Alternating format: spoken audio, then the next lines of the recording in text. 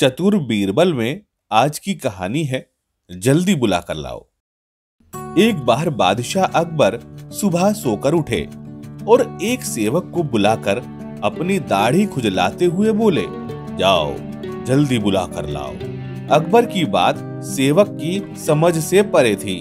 उसे बिल्कुल भी समझ नहीं आया कि बादशाह ने क्या हुक्म दिया है, किंतु उसमें इतना साहस नहीं था कि पलटकर अकबर से पूछ ले कि वे चाहते क्या हैं, आखिर किसे बुला कर लाना है।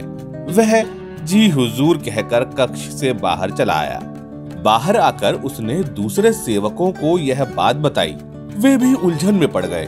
सब इधर से उधर भाग दौड़ करने लगे और एक दूसरे से अकबर की कही बात का अर्थ पूछने लगे, लेकिन किसी को उस बात का अर्थ समझ ही नहीं आया।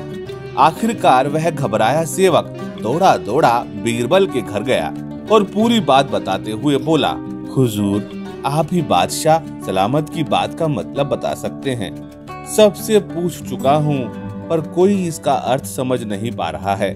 अगर जल्दी बादशाह का हुक्म नहीं बजाया तो मेरी शामत आ जाएगी। बीरबल ने कुछ देर विचार किया, फिर सेवक से पूछा, अच्छा ये बताओ, जब जहांपनाह ने तुम्हें ये हुक्म दिया तब वे क्या कर रहे थे? फिर सेवक सोचते हुए बोला, बादशाह सलामत सोकर उठे थे और बिस्तर पर बैठकर अपनी दाढ़ी खुजा रहे थे।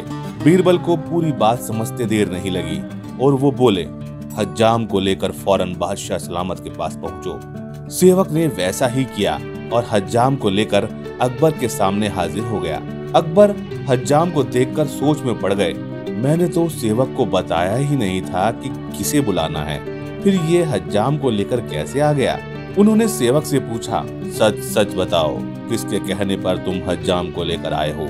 घबराए सेवक ने बीरबल का नाम लिया और बोला कि बीरबल के सुझाव पर ही वह हज्जाम को लेकर हाजिर हुआ है।